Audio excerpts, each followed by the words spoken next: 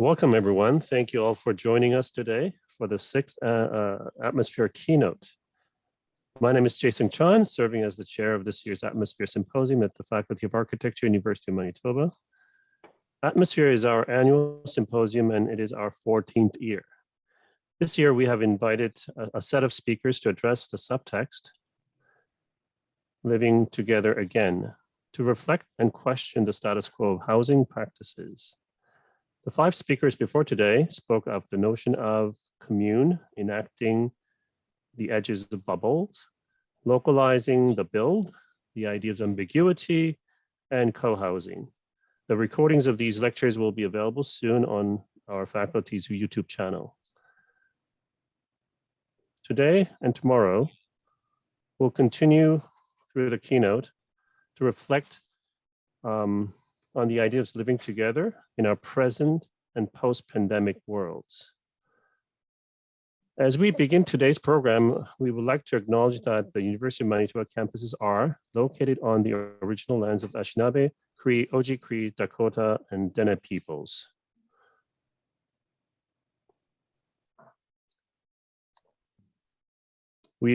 And the homelands of Métis Nation. We respect the treaties that were made on these territories.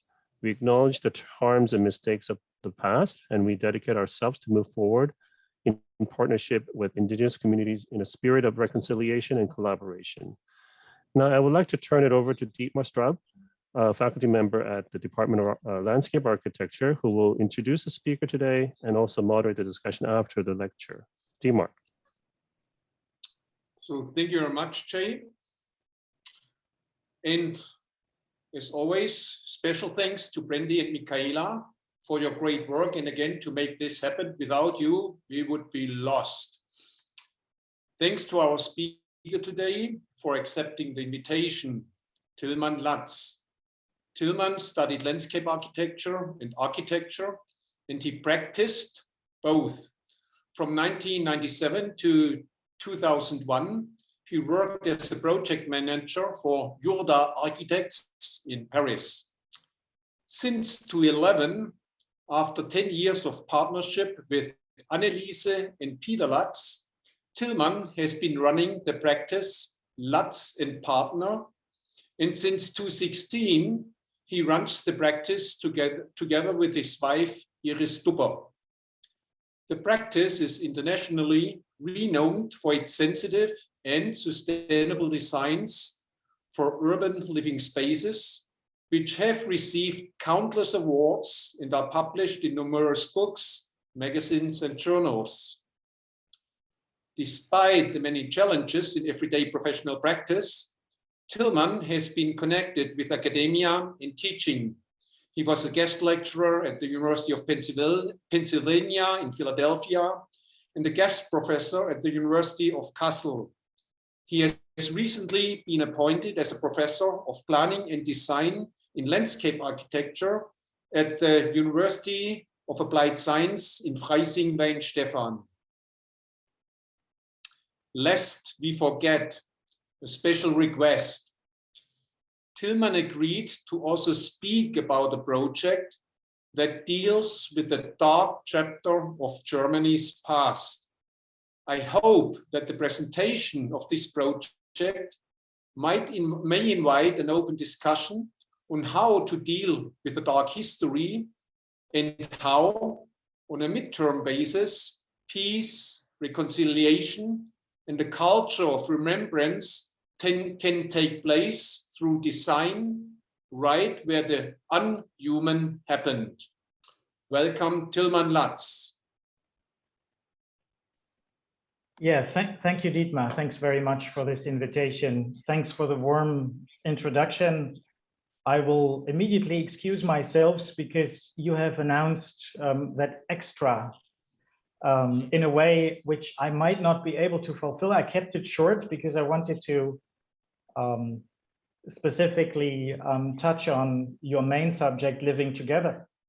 And yeah, but I have some slides, and maybe I come again and talk about our projects on memory. However, I don't know, do you already see my slide? Everything good? Thank you. Thank you, everybody. Thanks for the organizers, because it's always something going wrong with my presentations. However, I'm just showing you that picture because to tell you, I'm sitting here at the moment. This is our office. This is the place where my parents live. This is our experimental garden. This is our crazy hedge garden. And these are enough solar cells to feed our office and house, even 100% in some parts, in some times of the year. And I just show you this because this is the place where everything is produced, which you will see later. And it's a great place where we come together, where we have a lot of space, many plants, a good environment, and all the animation you need as a landscape architect. We introduce that in our life, like my parents over here, which are still a little bit involved in some projects. We are together. I just had that one because this is my partner, but the picture is more than 10 years old. And this is our office. And this office is also following some principles on how to deal and manipulate climate, on how to work together with a lot of light and a lot of wood in a sustainable environment, and where people come to, even if the next housing is about 6 kilometers away. But today I'm going to talk about some urban adaptations first, before I go to the special, which I announced as something which is basically happening in a time of change, in a time of big changes. And sometimes they happen fast, and sometimes it happens slowly. Mainly talking about town planning, predominantly driven by the movement of a vehicle, which is called car. And I think that most of our town planning from the last decades, it has been driven mainly by the automobile. And today we're putting more and more emphasis on having interesting and good public space, feeling well in an urban environment, and conquering back the streets for the people, which I think is the main thing. As landscape architects, we know how to work together. We're sitting together, we're working together. And everything, this togetherness, which needs to be celebrated. And in public space, the togetherness of a society will be celebrated. A street needs to be more than just a functional connection. A courtyard can integrate a stupid parking, sorry to say it, but directly, in a creative way to enlarge the footprint, enlarge the space for the pupils of a school. And space needs to be comfortable, needs to be maybe nicely designed, but what is more important is comfort in the metropolis. As Peter Wilson from Bollis and Wilson has placed it while studying at the AA in London. We have to make our infrastructure tangible again, usable. This was a project for a huge pumped storage plant in the Black Forest in Germany, never realized because of public resistance. Or we have to think about how to deal with dramatic places. This is Dachau, where we redevelop the entrances in a way which refers to the site. But we also need to think about the enormous energy former societies have put into industrial organization, into the wealth of our society, and deal with it instead of taking it down with a lot of energy. But to do something with it, these are the mountains of our societies. These are the creative places. And it's highly interesting to do something with it and to profit from the enormous investments of our ancestors. We have published a book about that, which is still reachable. So I'm not going to talk about this. I'm much more talking about comfort. So comfort in gardens, comfort in places, comfort about humidity. So it's more and more about climate. When we're working on a new stadium, we propose a green roof. This one is under construction in Munich in the Olympic Park. When we talk about an historic feature where they want to build a new city, we want to integrate it as a dramatic feature of public space, make it part of something which is not just an object to look at. It's not about history only. It's not about heritage only. It's much more, it is about how to make it accessible for people, how to create an environment where you want to live beside, shop beside, and do something beside, integrating the traces of the past. We are creative with former amusement parks. And this is a concept we developed in Berlin. We are doing town planning together with architects and other experts. We're working on tunnels, which they newly built on former heavy ring roads in order to give back the space to the people. And we're working even on super large scale, like in Antwerp, where the big ring road, which has up to 8 or 10 lanes even, will be put underground and create a huge park space for the people and reconnect the inner city to the outer city. We're working on such projects everywhere where we can, and we're having a lot of fun with that. Projects in China are extremely ambitious. Working with the old fabric and old buildings is something which still needs to be introduced, because the tradition over there is rather take it down and rebuild it with a better technical stability and so on. But we try to train them that the old stuff has a specific value when you take it as it is. We're proposing spaces for kids which are different to the usual industrial products. Where there's and connected with the people. And we're trying to build spaces together with the infrastructure. Where a tramway goes through, we don't need to functionalize. It's part of our public realm. And then things come together. It's not contrast anymore. There's the technology and there is nature, there's people. It has to come together. Materiality is important. It's part of our life. Dealing with this, and we introduce these materialities even to the upper floors of new skyscrapers. This is a building in Fenchurch Street in London. It's in the Bank area where there's no public park, where there's hardly any public space, and people are longing for open, accessible space on the rooftops. And this is the first rooftop garden which is public, where you don't have to pay an entry fee, where you can go whoever you are, it's free of charge. And you don't need to consume on the top. There's no cafe, there's nothing. You can just go there, take your little bread with you and eat it up there, while of course there's security.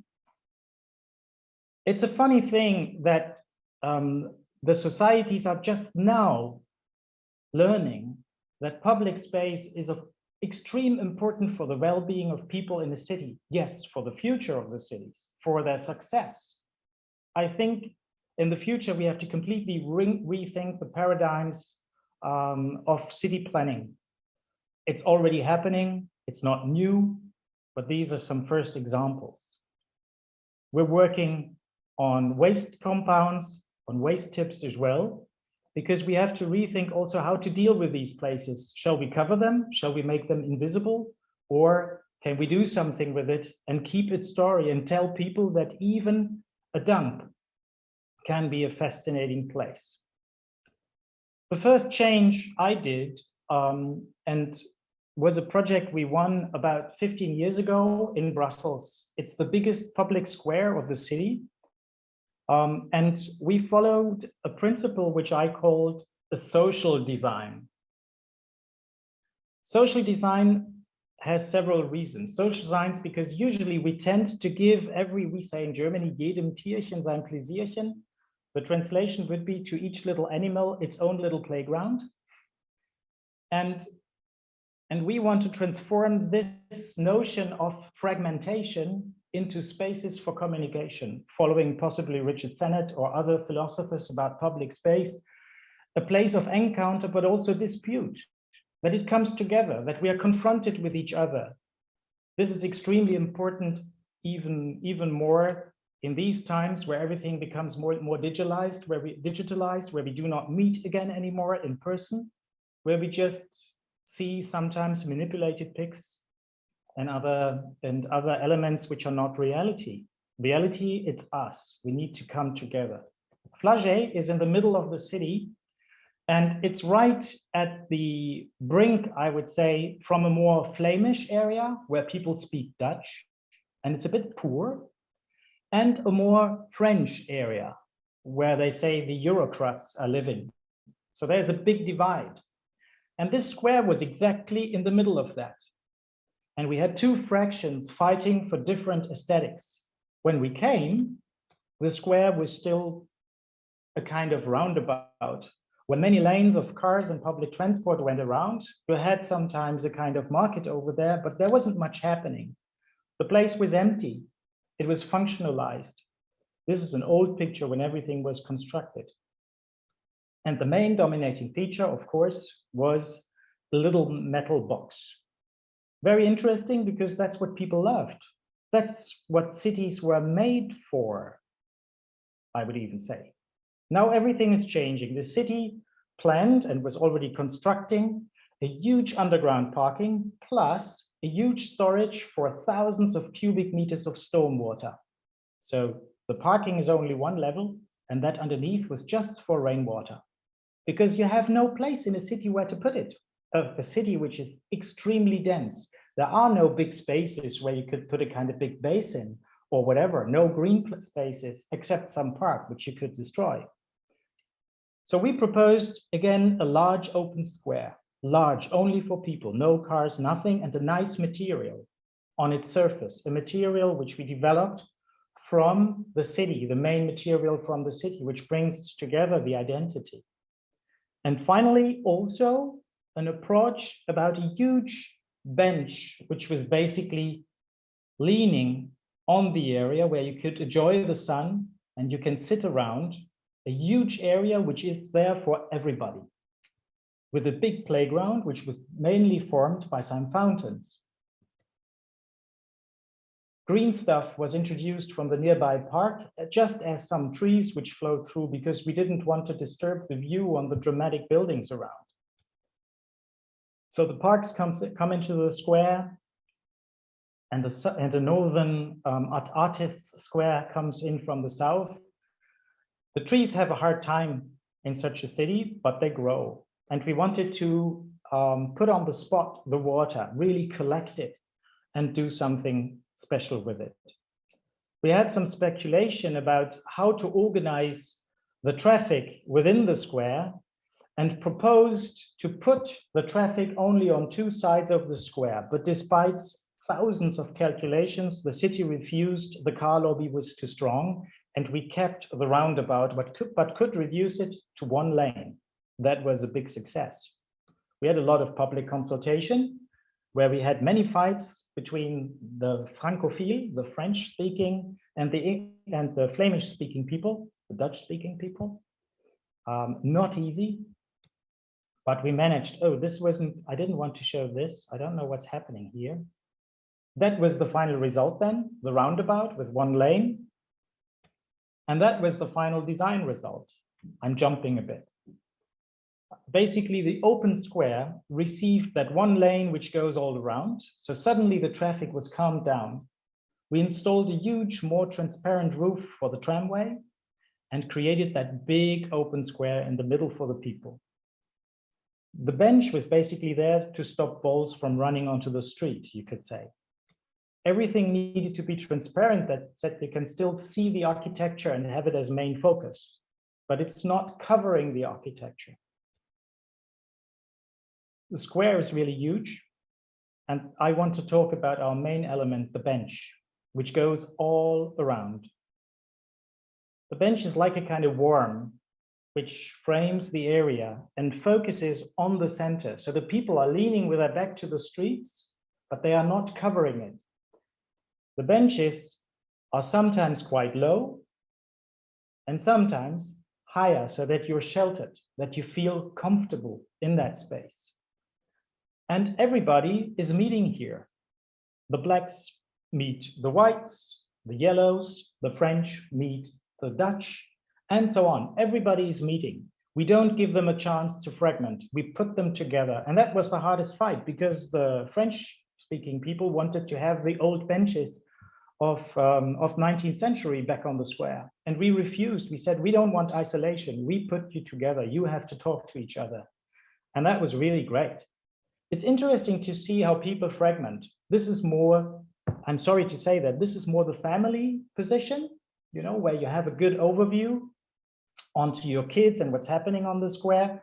This is more the man's position. You're sitting on the highest place. You have to observe. It's very funny. We made many of these kind of observations when the square was realized. It's interesting how the social groups then mingle, but especially families mix immediately and create the social space we want. These pics are just a few years after construction, so I think the trees today are much bigger. The material on the surface is extremely important. So we didn't take granite because it's rather cold. We took that kind of special limestone, which comes from the Belgian region and is almost a warm stone. So people were sitting down. I mean, this was at the inauguration and students are always like this, but the stone is almost warm if you compare it to other stones. And then finally, we've put a little screen where commercial ads were absolutely forbidden. And this is for football games as well as for art and announcements of the city. We sometimes have huge spectacles over there. This was before the place was already finished in construction. And it's although the traffic is still running around, it is that place. There's no danger, there's no fence, there's no security measure, nothing. It works. We have to be much more simple with public space, I think. And then we have the fountains, which are very important. The city wanted to have a playground on the square. We said a playground on the square is a functionalizing element. It's not multifunctional. And then you have the poppy stuff over there, which blocks it for other uses. But it's important that the public square is not saying, here's this function, here's this function, here's this function. We think, especially if there's so many people living around, Brussels is one of the densest cities in Europe.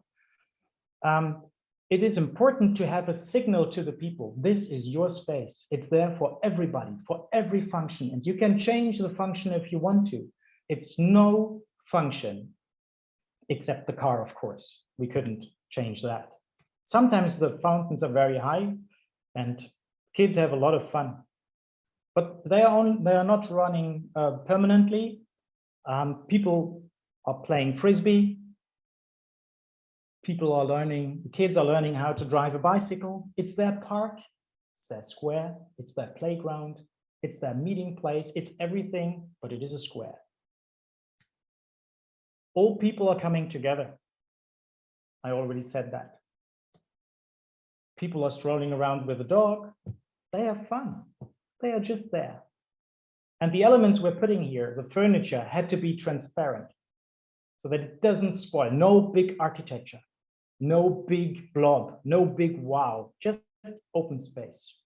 Space for markets, space for people drinking a beer, space for little kids, and also space for colors. We had a big discussion on the colors, and I said it had to be colorful. They wanted to have pure white, you know, the designer's choice of these days. It had to be super white. And I said, no, I mean, the people around, they want to have something nice in their life, some color, also at night. It needs to be something to look at, not a cool piece of art. So we did, and people love it. I mean, this was a kind of little festival where the square was used just as a kind of run over place. But what also happens sometimes, the square is very popular in Brussels, but it's also highly discussed. I'll tell you why. Sometimes they put the fountain on in the wrong moment and we're in the press again. That's quite funny. But usually the square is open. Even in winter, sometimes they have snow just for a day. And the artists from the art and architecture school here behind, the Flagey school, basically, they made this. So we knew we made it with a square. We were very proud of that. But we're having new discussions recently because now, and that is certainly true, people think it's the space is not green enough. Everybody wants to have green, more trees, more green, green, green, and then they think they're good for climate. I'm having very big doubts about that, but certainly some more trees would be good. We wanted more trees when we did the competitions, but the heritage people did forbid that, because then the views to the building would have been spoiled. This was a compromise, what you see here. And that is a difficulty because heritage and the interest of people, the necessities in terms of climate change and other things do not come together. The choices we have to make will be cruel to our pick of the city. The next project I'm going to show you is highly contrasting to the city. The question is, how do we deal with the periphery? And usually what we try to do, especially in recent years, and when we do public consultation, we make a soft transfer from the big city to small houses into the big landscape. The problem with this is that we have no density at the edge, but the edge is super big. So how do we deal with public transport? Almost impossible. How do we deal with people getting together? Only by car. And so on, and so on, and so on. I'm talking about how can the city end? And the city of Heidelberg is a very interesting city. It mainly lives from its historic center. The historic center is the picture.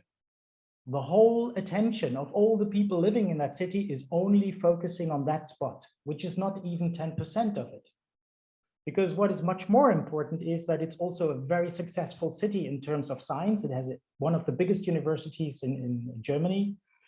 It has an enormous transport hub. It was the biggest military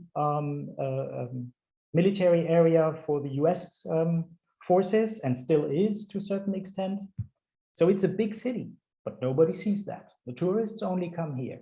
What we have seen is this.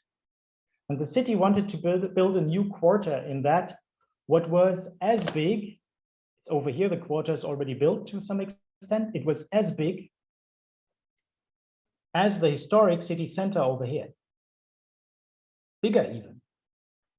The university is over here, same size. And so on and so on. The military camps are all in the south and further out.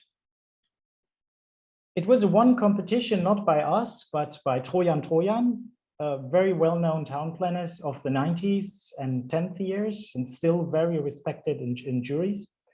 And they proposed a city which was partly following the old tracks of the trains over there. And it was highly discussed because the city didn't want it, but the professional jury decided for it. So it was adapted. The city didn't want it because what they want is their medieval city. They don't like things which remember the people of infrastructure, but that is necessary for a city. So finally it was adopted and brought through, and we came in a little bit later as people who had to develop a public space concept. What we did first was developing a concept which followed the rails. It was highly complex, it was too complicated. So we developed a new project, which was basically becoming a bit more generous, but emphasizing the west-east lines. And the main elements was a huge water edge on one side, the inside of the city, a calm part where we wanted to collect the rainwater of the whole area, stormwater. And the other one having a huge promenade, which is making the view out into the agricultural landscape as the two main features for the people living here. So we did many studies on that, on the water channel, which was there really to get the storm water. So we did some calculations together with engineers, water engineers, and we developed this view into the landscape on this other side by keeping the long tracks and by keeping the elements of the former rail yards. What was also important for us was to bring in nature. So basically from the bigger landscape, this is agriculture and some garden fields, comes in an ecological area, which climbs up onto the dam of the trains, and the city coming from the other side, leaning over that, giving to the people just as much space as they need for activities. So this was then the realization of the collector, of the water collector in the center. So we made it as big as possible, as long as possible, and it took the water from all the buildings. It was great because from the beginning, it was highly used by the people. The water quality was quite good in the beginning, was good. I tell you what happened. And it was an enjoyed surface. It was the middle, it was the center of that living area. And people loved it because their space suddenly had an enormous identity, combining stormwater retention with a huge water basin and a fantastic place. And people can use it. You can step in and do stuff. But what happened then was a drama, because the water came from the roofs. It was extensive roofs on the top, extensively greened, but the city didn't have a grab on the people maintaining that because they belonged to the co-appropriations of these buildings. So what did they? They wanted to have more flowers, public freedom. They have put fertilizer, and so our water was immediately completely tipping over. It was a big problem because they had to redo the waterscape. They didn't get the fertilizer out again anymore because it was long-time fertilizer, specifically made for such places like rooftops. And we had to cut the connection. So now the water surface is fed by deep groundwater. It's no problem because there's a lot. The big river Neckar is not far away, but it wasn't what we intended. That was very sad. But fortunately, after a while, the animals came back into the city and are using that. The fishes are in there, and it's a highly used place.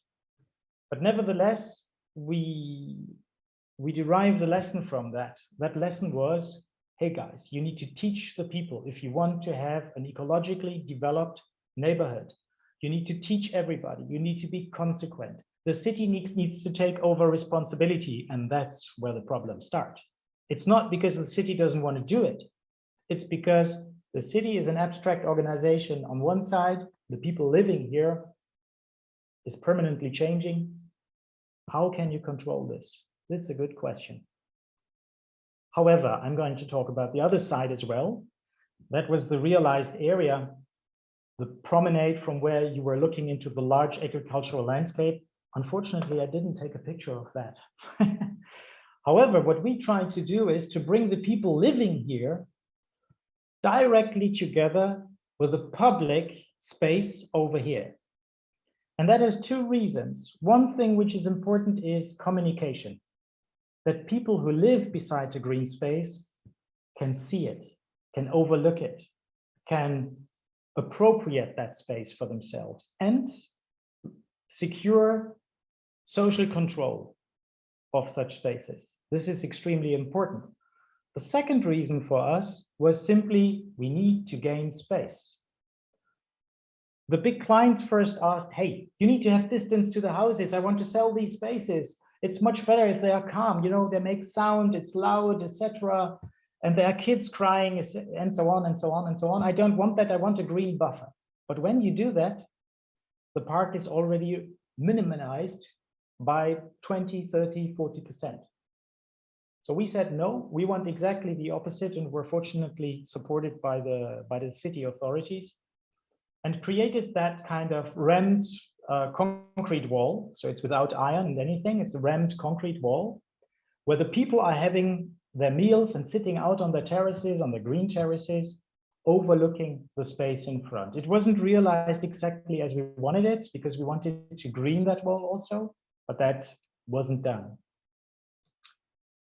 And this space is heavily used. So people are sitting here.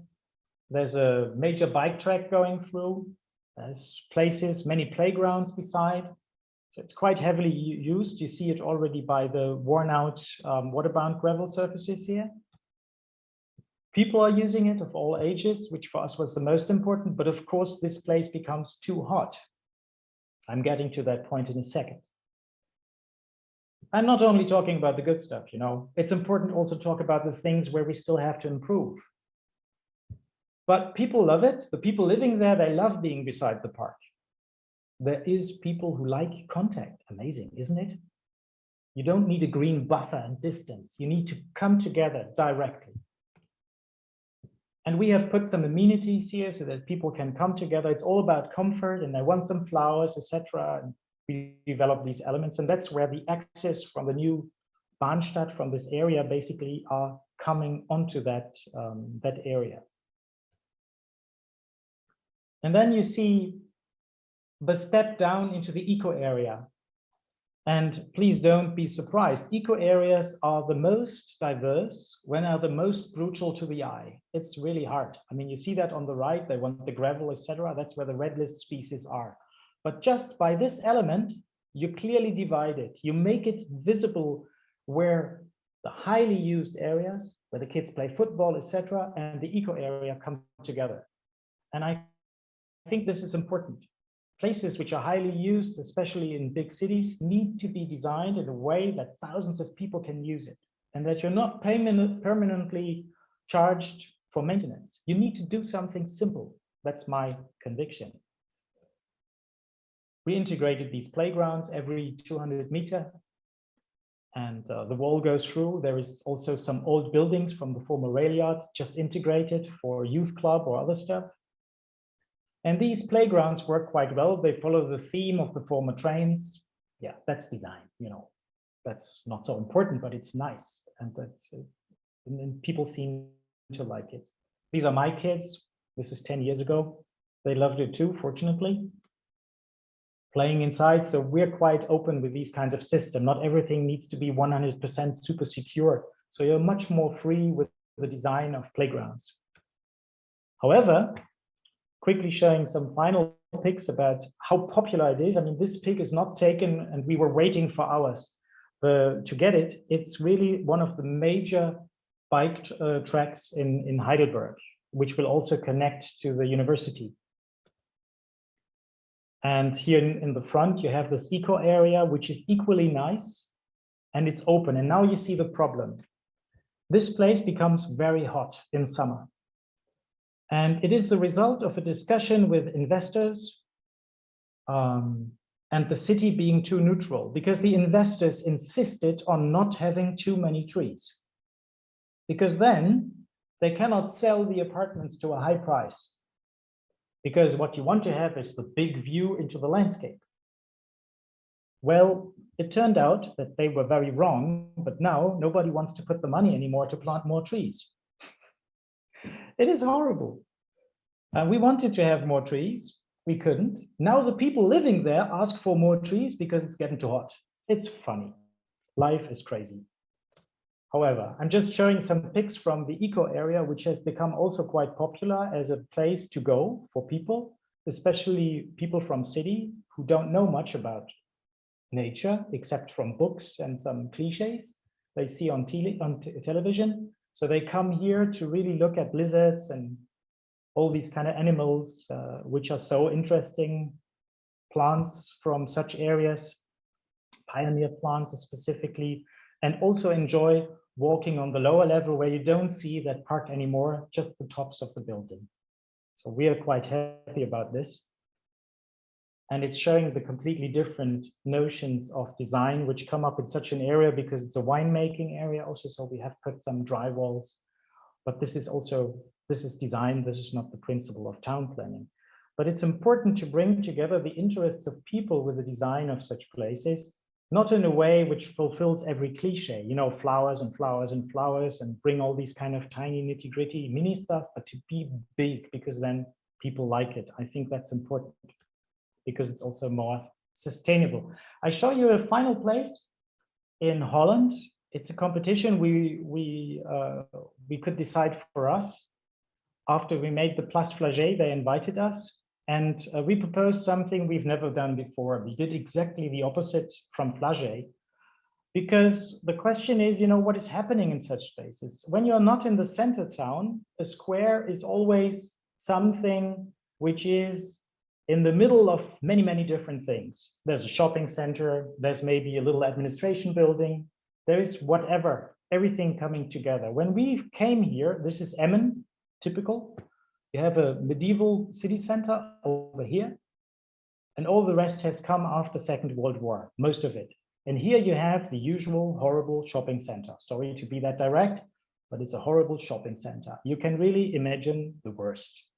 But at least they did one good thing. It's on one level, the town level. So you're not going up, you're not going down, you're on one level. So that was good. And we said, let's connect it.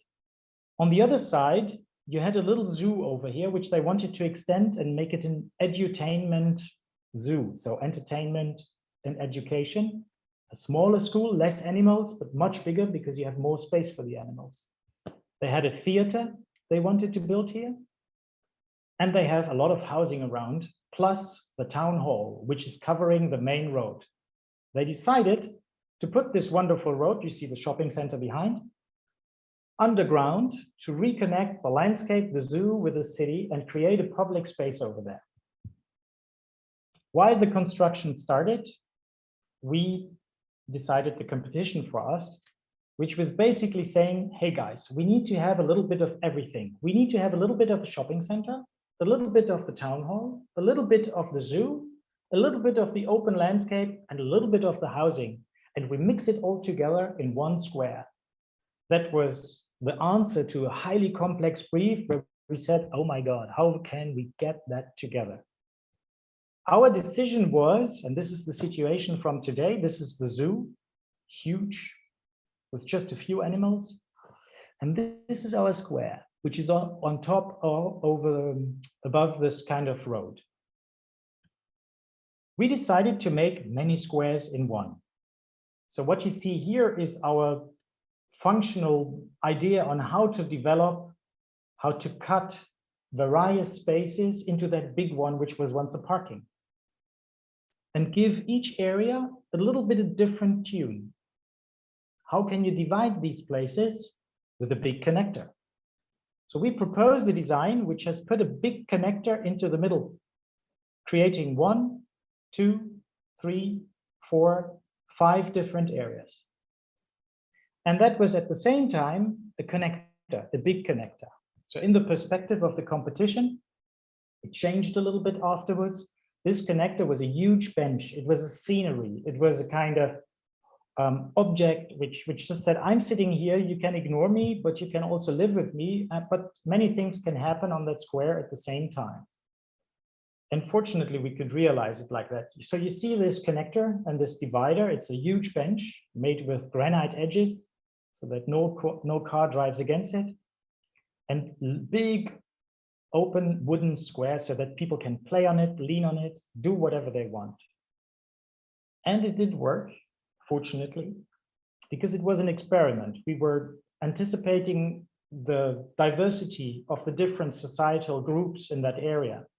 And it worked out. The people who only come for shopping, the people who only come for relaxation, could find their place on that huge square. It became a Park, what we say. A park is a mixture of a place, a square, and a park. In German, it's Park is kind of Platz und Park, so it's square and park. And it works. You see over here, nothing is happening at that moment, and here, like mad, just because it was a special day, something was happening. And that's how it gets together. It looks chaotic, but it organizes it quite nicely. People are walking around, leaning within the different spaces. This is towards the, this is the town hall, and this is the marriage point.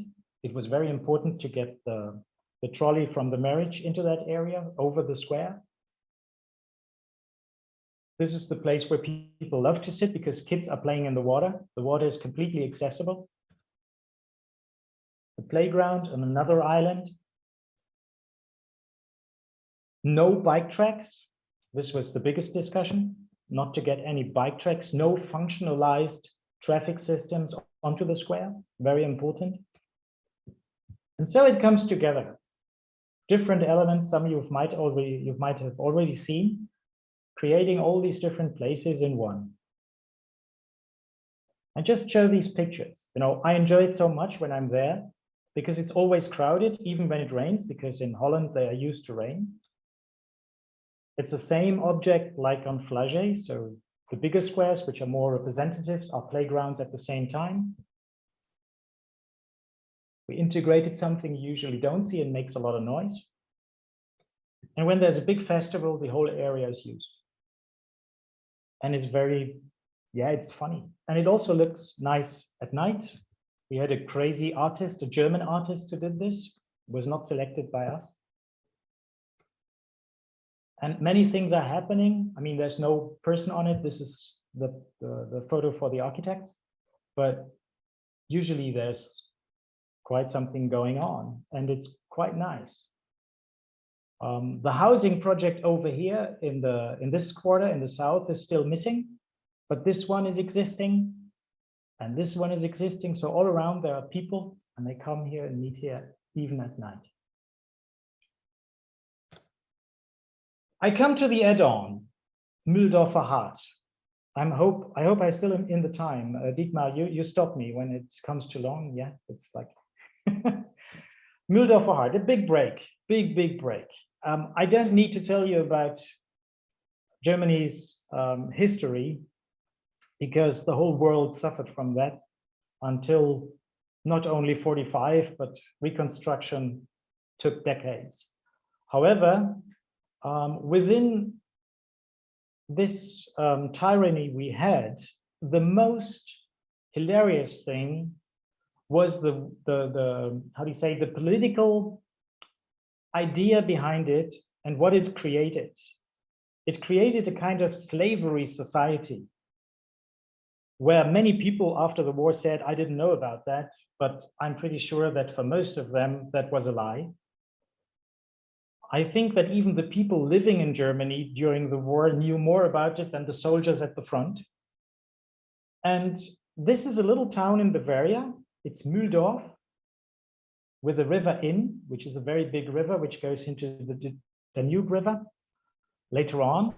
And the Nazis had the crazy idea to produce aircrafts in hidden places. So the idea was to hide it either in big tunnel systems, in mountains, or whatever. And here they had the idea to create a bunker in the forest. It was never fully finished. There's two of that in Germany. One is still used by the army.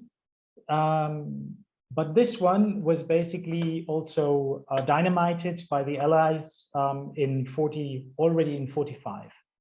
You see that forest. But in that forest were several places, 3 places. One was the construction site of that huge concrete arc where they wanted to construct concrete arc, 4-meter thick concrete. I just show quickly the next pic so you can see it. This is what is left from that. It's huge. One was the concentration camp where inmates from Dachau were brought to and basically used to construct it. They were living in earth huts. So it was cold, it was wet, it was horrible, and thousands of them were dying. And then there was a third place, which was, what do you expect? The mass grave. So all the dying inmates were just put there and thrown into holes. How do you say, they were exhumated, you know, they were taken out after the war by the people from Mühldorf. They were forced by the Allies, like in many other places, to see and work and help in cleaning the site. And the bodies were taken elsewhere into a mass grave on a regular cemetery. Some of them taken much later to cemeteries in their home countries. It was inmates from all around Europe. So there were Russians, there were French, many Jews, of course, and so on. It was a huge mixture. And so when we did this, this work, we were asking ourselves, what's the story? And my idea was to say, hey guys, it happened in that forest. We know pretty much where it happened exactly and what was happening where. But I said, it's not so important to know exactly where it happened. It is important what happened and why. I had big discussions with historians because Germans are usually completely bound to that idea to find reality, and they think they can find it. But we will never find reality when something is 70 years ago. I mean, now it's more than 70 years, now it's 77 years ago, but it's like, so what was important for me is to declare the forest as the forest of terror and install a system which makes that visible without only pointing out these 3 points, these 3 places. So the idea was, this part is not yet realized. The idea was basically to say, hey guys, we have points where we put a marker. It's these red dots within the whole forest. Only a part of that is realized up to now, where we developed a little cube, a concrete cube, which shows the forest trails. And the forest trails are basically the trails where formerly the inmates and the soldiers, the camp personnel was going, where everything happened. And then there are these 3 places where we said, let's do something with these places.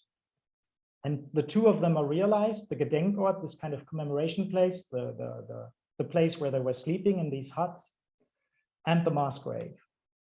The mass grave is a place where we wanted to go, not touching the earth, just being a little bit above, so that you're not really, I mean, you can touch it, of course, but then you say, hey, something has happened over here. And from that place, you look onto a place where we have cut the trees, and these trees are all cut in a height of human scale at 170, something like this.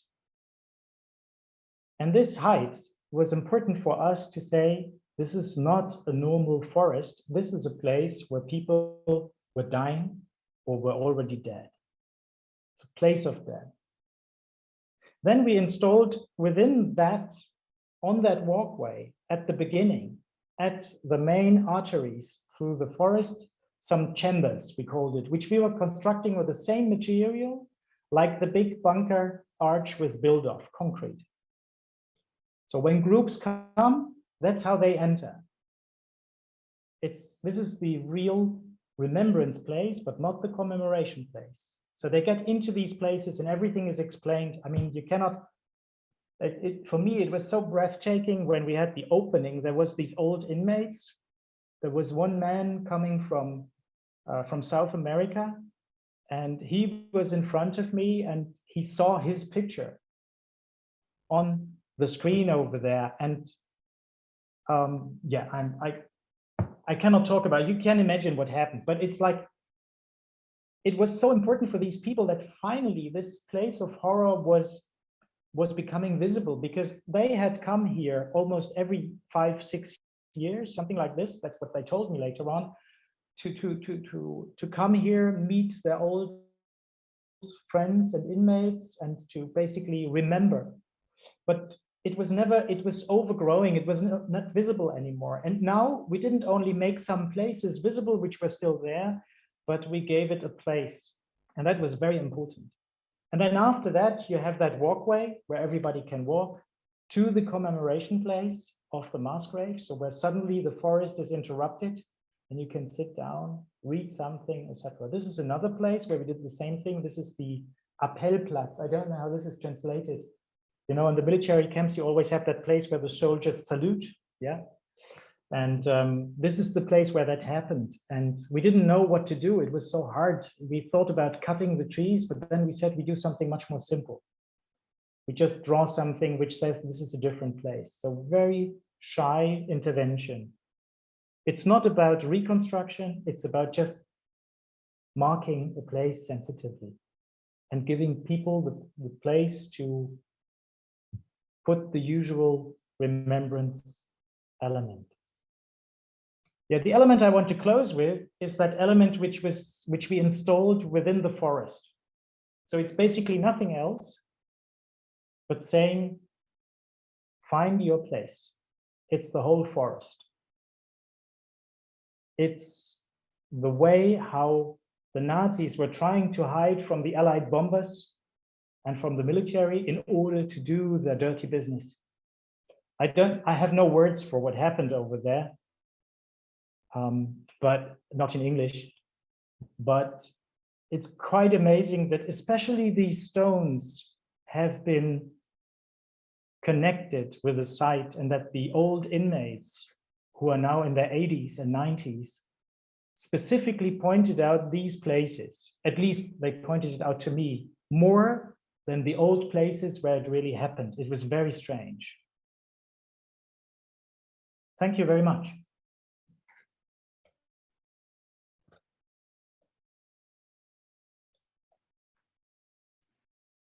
Thank you, Tilman. Wow. So first of all, a few things. Thank you for integrating the Mühldorfer Heart in your presentation.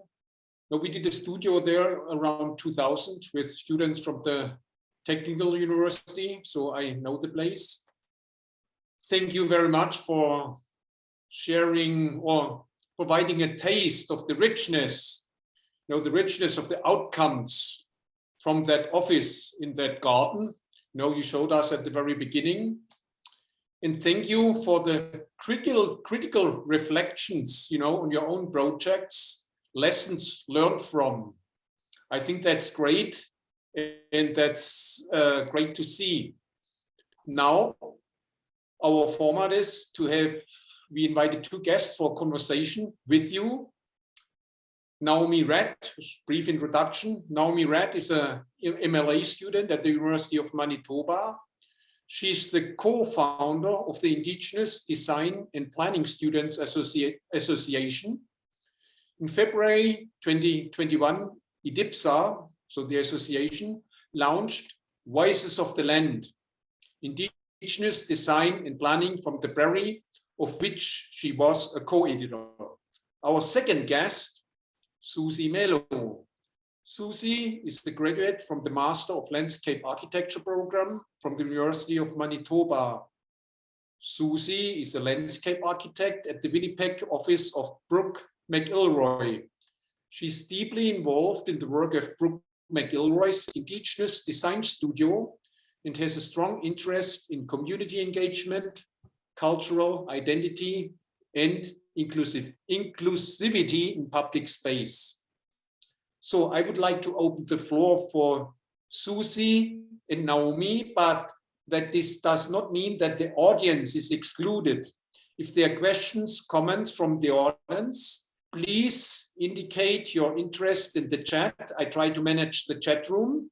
And if you are not too shy, you are allowed to turn on your camera and your voice.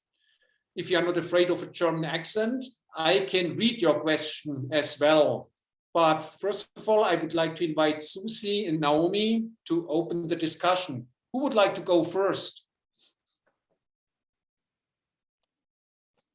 I can go first. Thanks, Susie. Yeah, you're welcome. Thank you, Tilman. That was many things. And ending on that project, Memorial Place, was a little emotional for me too. So I don't know if I can talk about that right away, but I'm sure we will get to it. I have a list of questions here that I had written down. So first, thank you for showing imagery that includes people and really communicates the activity and in your projects and how the community is responding to them. So I very much enjoyed that about your presentation, but I'm very interested in the process of your work. So I personally, as a landscape architect, one of my favorite things is public engagement and conversations with the community. So I was wondering, in terms of that, there's a few projects actually, but the project in Brussels, I wondered how those conversations you had with the communities informed the design. For example, the long bench, and then creating fountains instead of a playground, and many other things that I'm sure came from it. But I was just wondering if you could clarify on those. Oh yeah, it was very interesting because you never know what is happening when you go into public consultation in a big city. I mean, when you are in a community where a client can explain you before who's living there and what's happening, it's usually more or less homogeneous. But when you are in a big city, you never know what you get. And we expected some resistance. On the one hand, because it was a hard square. I mean, it was, we did that just before, 2 years before, 2 or 3 years before the climate change discussion became viral. But the people were very sensitive to public space, how do you say, public space qualities. So about the ground they walk on, about the materials they want to touch, they want to sit on, the greenery they want. But it was extremely interesting to see that the people very quickly accepted our notion we brought in and said, hey guys, the park is beside. There is a quite nice 19th century park uphill. This is your square. This is the center of your quarter, and it's a very big quarter. And you don't have such a square elsewhere within that quarter, not of that size. And what you want to have is a big market. They even wanted to have a circus. They never had it in the end, but all the amenities have been prepared. They wanted to have festivals over there, music, etc. So the understanding for a hard square was there. First surprise. Second surprise, the playground. Fortunately, and that was pure luck, I think the discussion was eased because the people, I mean, the client expected a playground, but not so much the people. The people said, with the kids, we go into the playgrounds, which are very often indoor. You know that from big cities, that you have indoor playgrounds for various reasons. Security is an issue in Brussels. And there was some amenities, as far as I remember, in the park. So the people, especially the Dutch-speaking fraction, which were living on the lower part, they were extremely open.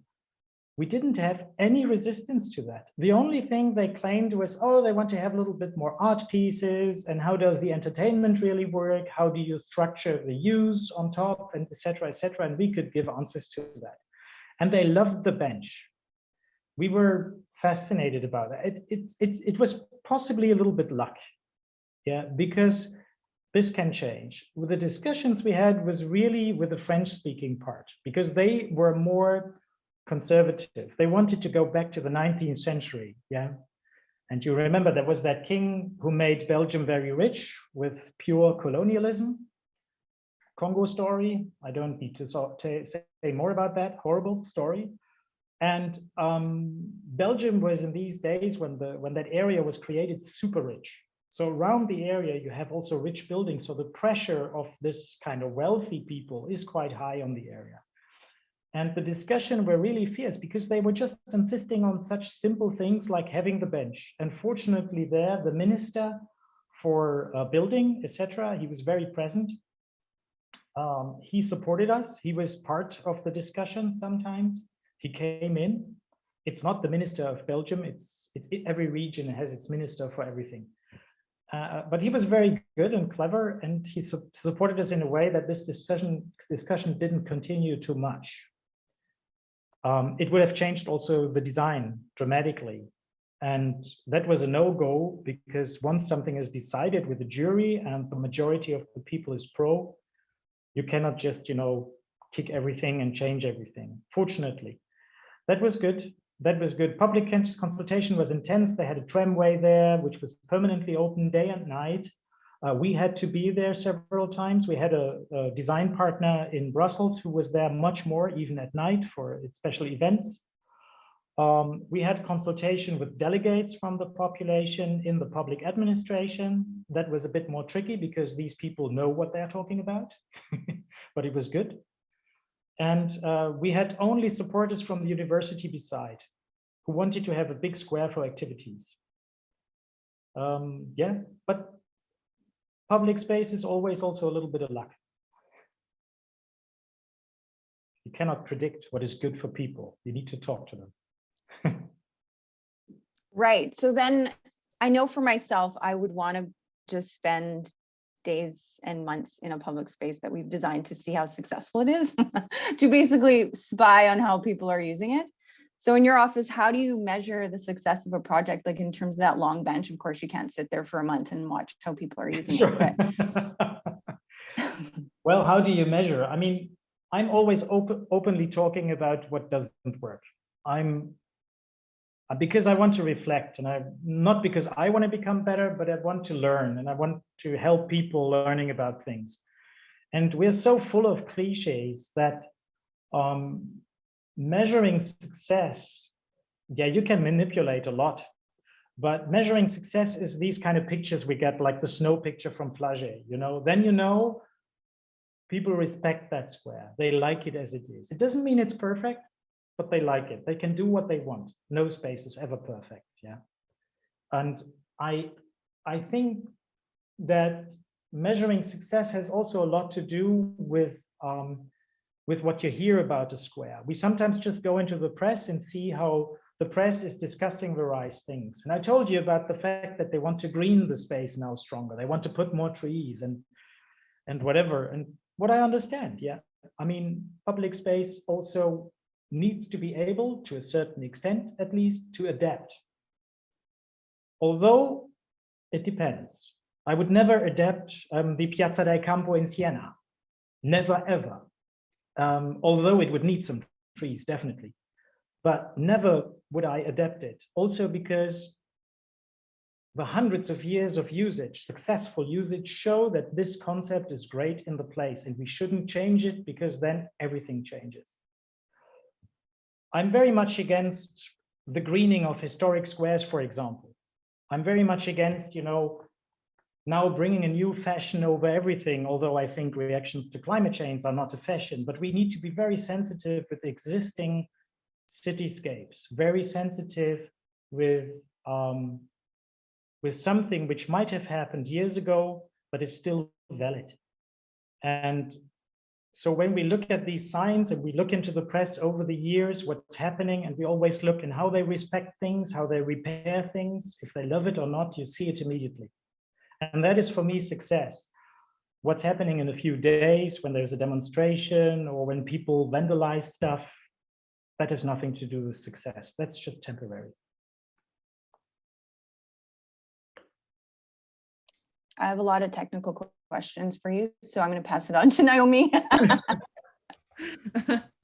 Great, thank you. Thank you for talking further too about the first project in Brussels. That really stood out to me. I loved the how essentially you set up a place for opportunities and unexpected stories, I think, to happen with a connection to a place. Because I feel like when you're in school, you're always trying to prove, there's a level of proving yourself as a designer, and so it's easy to overcompensate designs and over program. And so it's really beautiful to see something that on the surface looks so simple but can create a lot of really exciting opportunities. I guess I'll direct my question for the last project you talked about, the memorial place in Muhldorf, I think that's how you pronounce the city. Great. So and the reason it really I think resonated with me a lot more is and perhaps you are maybe aware of this story, but in Canada we also have a dark history with the residential school system. And I think so earlier in 2021 when some of the first ground penetrating radar work had been done on former residential school sites in the release of finding 215 potential graves of children. And so these sites exist all across Canada. There's hundreds of them.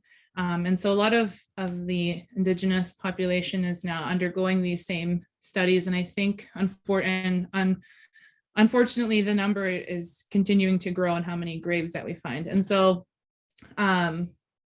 with that, as in landscape architecture, one would assume that it would now lead to us in the very near future finding ways to memorialize and represent these sites. And so I think I was just hoping to maybe open the floor again to this project, because I really appreciated the way that this memorial place was simple, and it kind of just let the story be told. And a lot of the things that you talked about, your interventions weren't these big grand gestures or iconographic in a lot of ways. I find some of the ways that I've seen some of the more contemporary memorials for some of these issues, they've been very iconographic, where so in some indigenous culture, a turtle, the representation of a turtle is quite important. And so we see a lot of turtles, or we see a lot of feathers and these sacred colors, which has its place and it's fine. But I think, yeah, we're on the cusp of this opportunity to really share this story that's been, hidden from us for a long time. So yeah, just wanted to, maybe if you wanted to talk, and maybe actually I'll preface another question with this is, as a landscape architect and just as a person, like, how do you prepare yourself to kind of undergo this very heavy emotional type of work? And if you wanted to talk to that a bit. Well, memorial places are something very special on the one hand, because they talk usually about something which has happened in a place. If we talk about such places, I mean, there's also these memorials which you put somewhere to commemorate something much bigger, yeah, like the Holocaust Memorial in Berlin or whatever, where you basically try to summarize something where there was a lot of critique whether you can do that, yeah, whether you can summarize something and put all that enormous, horrible experience into one place, how to express it. I think they succeeded, but it's never enough, because you also need to look at the places. Although it's difficult, because the story of memorials about the Holocaust in Germany is that first we more or less just had the concentration camps, yeah, and the places where things really happened, where they had a real mass grave or so. But the system of you can say slavery system, or this kind of, it was tortures, it was everything, don't need to say it, but this system was a network over the whole country. And that is something we learned much later. It's because you have something where everybody can address to, where something happened. It was more or less the same. No, not really. In the camps, yeah. I mean, there are all these horrible medicine testing and horrible stuff, but the main logic for these concentration camp was slavery labor. Basically, the people were selected, well, don't need to talk about that, and those who could work, young and old, men and women, whoever, was basically brought to places where they worked. And that happened not only in such places like Mühldorf. That happened in little industries, that happened sometimes in the forestry, in the agriculture. It happened in little production sites for whatever, and of course it happened in the military production. But it was everywhere. The network of slavery was basically stretching around almost all Germany. Almost every city had a place where they were using inmates from concentration camps. And Mühldorf was just one of the more horrible ones, but it happened everywhere. In Munich, there's plenty. My wife was just in a jury for a small place where nobody was killed, but it was also a slavery place. They were producing I don't know what, because all the workers were at the front, most of them at least. It's a typical war system, but it was so horribly organized. And that was the reason for Mühldorf to say, yeah, there's two things always when you have a memorial. One is individualization. You focus on the real people who had been killed, who had been tortured, or had been whatever, murdered. Or you focus on the bigger picture, on what is standing behind it, what is the structure, what is. And I think the greatest would be to get it both together, but that's almost impossible. I mean, if in a concentration camp, I don't know, 70,000 people were killed over the course of 3 or 4 years, putting the names is not really making the difference. But it's always different. When you look at the Vietnam War Memorial in Washington, D.C., I was there when I was teaching in Philadelphia. This was for me the strongest monument I've ever seen in my life until that moment. I mean, I became interested in memorials in these days. It was only focusing on the soldiers with that cut. So touching. All the other memorials do not have a glimpse of the strength of that one, for my taste at least. Other people might see it differently. But this is focusing on the names and the sheer mass of the names, which was possible.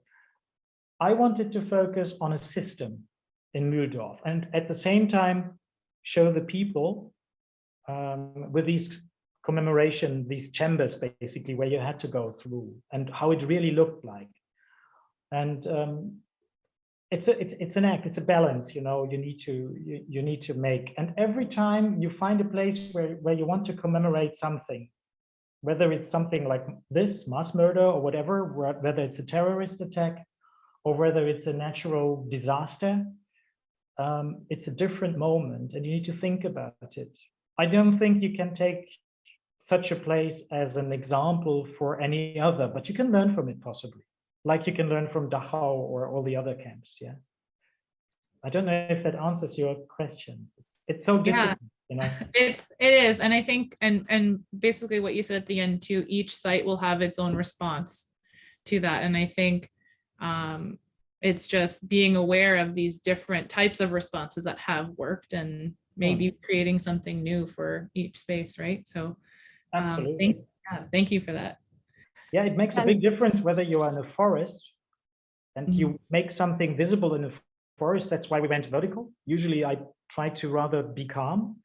Whether you put some vertical statues with the names of the people on top. You remember the memorial for the terrorist attack on the tube in London, which is in Hyde Park, I think. Yeah, in Hyde Park. Is it in Hyde Park? Yes. Where you have just these kind of vertical things, and they decided for that.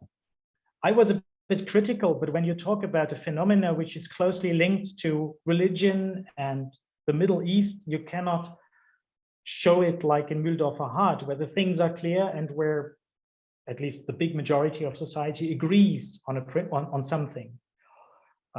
It's extremely difficult. Yeah. I just wanted to say thanks, Naomi, for mentioning that. But for Memorial Place, yes, it's very relevant to what is currently happening here in Canada.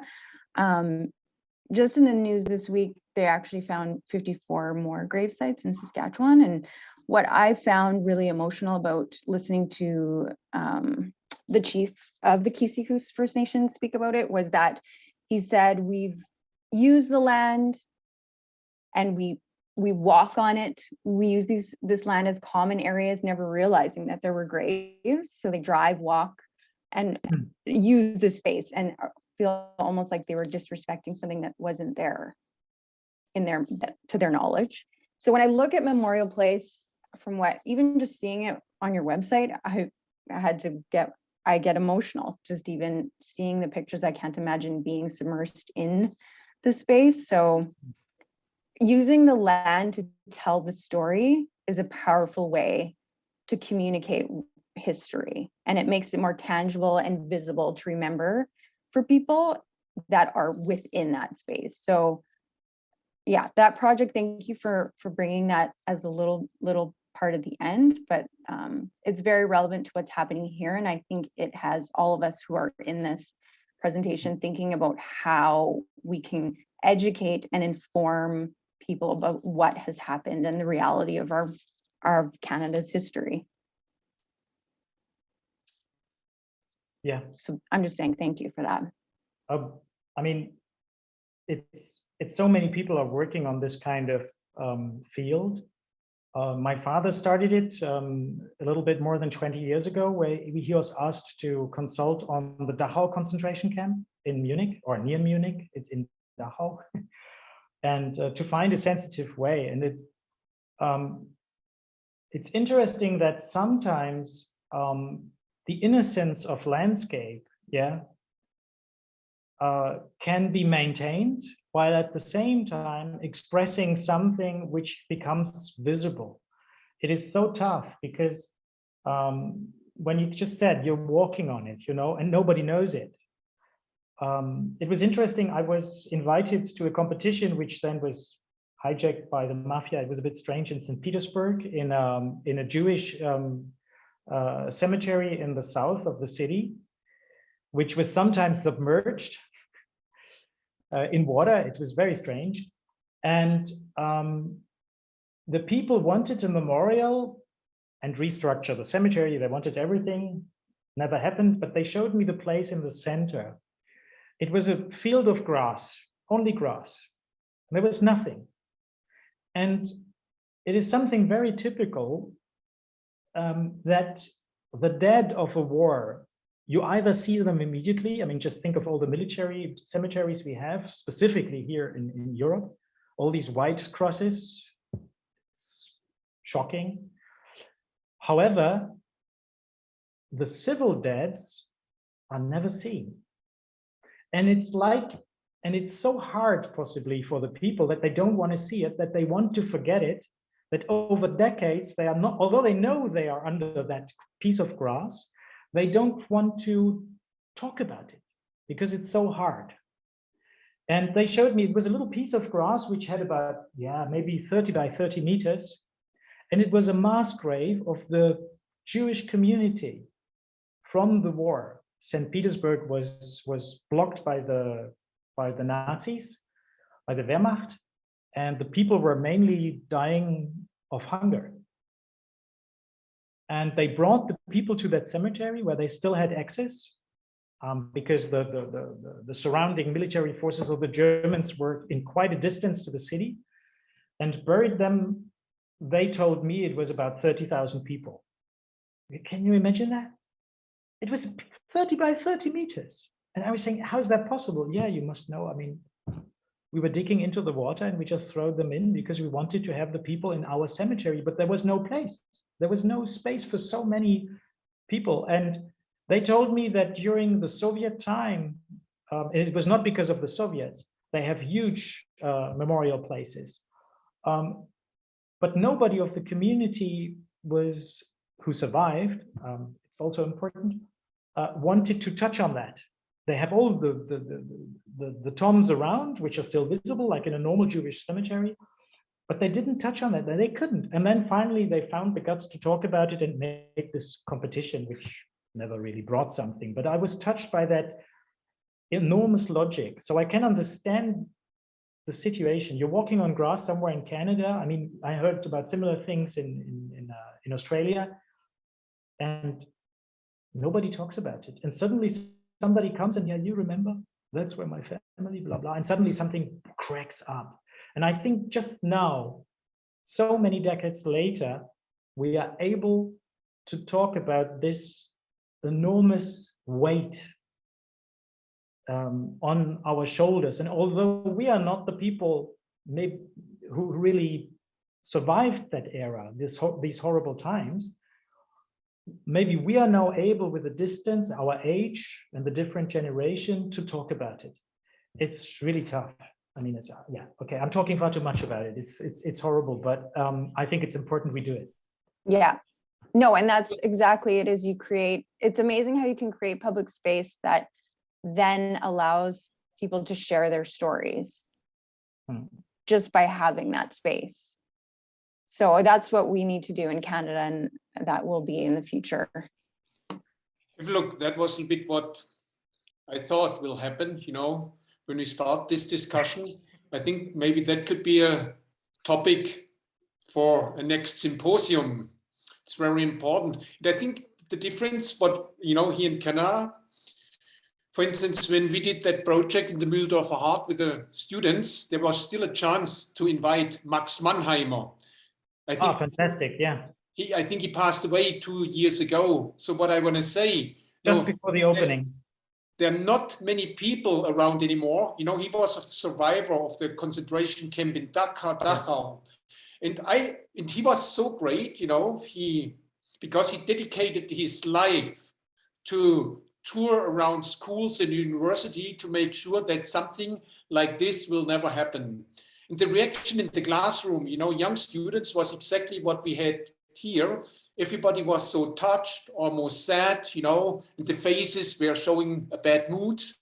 for reasons. And then suddenly he brought so much light, almost the sunlight we have out here today in that room, by mentioning it's a sad story and it should never happen again. But you are allowed to smile. So what I want to say, I think here in Canada, there's so many people, alive, knowing, or they're actually, how you call it, involved. So it shouldn't take too long, to have those people involved, to allow them to share their stories. Otherwise, it will be gone. I think it's super important. So, Tilman, thank you so much for integrating this project in your presentation. Fantastic. Now I think there might be some classes. They might start very soon. So we have to close our session. But one more announcement.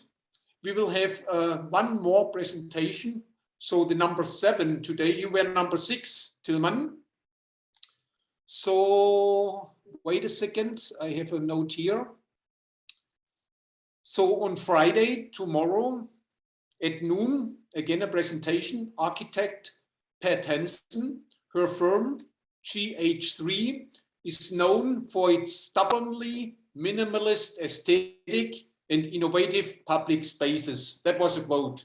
So thank you for attending our session. And thank you, Tilman, again, Naomi and Susie and Jay and Brandy and Michaela for your support.